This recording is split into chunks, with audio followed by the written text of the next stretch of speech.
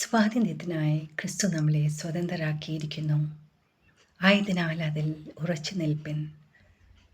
വീണ്ടും അടിമനുഖത്തിൽ കുടുങ്ങാതെ സൂക്ഷിപ്പിൻ എന്ന് ഗലേഷ്യൻസ് 5:1 നാം വായിക്കുന്നു. അതേ പ്രിയരെ, പുത്രൻ നൽകുന്ന സ്വാതന്ത്ര്യം അത് സാക്ഷാൽ സ്വാതന്ത്ര്യം എന്ന വചനം പറയുന്നു. അർത്ഥം വ്യക്തിപരമായ അല്ലെങ്കിൽ സ്വാർത്ഥമായ സ്വാതന്ത്ര്യമല്ല ഇവിടെ പറയുന്നത്. ആത്മീയ വിമോചനമാണ് ക്രിസ്തുവിലുള്ള സ്വാതന്ത്ര്യം. അതിൽ നമുക്ക് ദൈവമായിട്ട് ഒരു അനുരഞ്ജനം നടന്നിരിക്കുന്നു. ആ അനുരഞ്ജനത്തിലൂടെ നമുക്ക് ആത്മധൈര്യത്തോടും ആത്മവിശ്വാസത്തോടും കൂടെ ദൈവസന്നിധിയിലേക്ക് ചെല്ലുവാനായിട്ടുള്ള കഴിവ് നൽകിയിരിക്കുന്നു.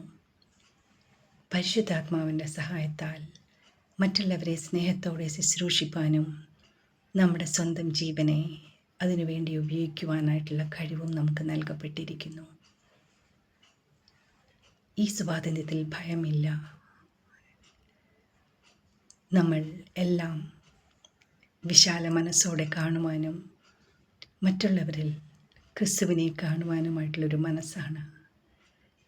ലോകത്തിൻ്റേതുപോലെ എന്തും തന്നിഷ്ടം പോലെ ചെയ്യുവാനായിട്ടുള്ള സ്വാതന്ത്ര്യമല്ല.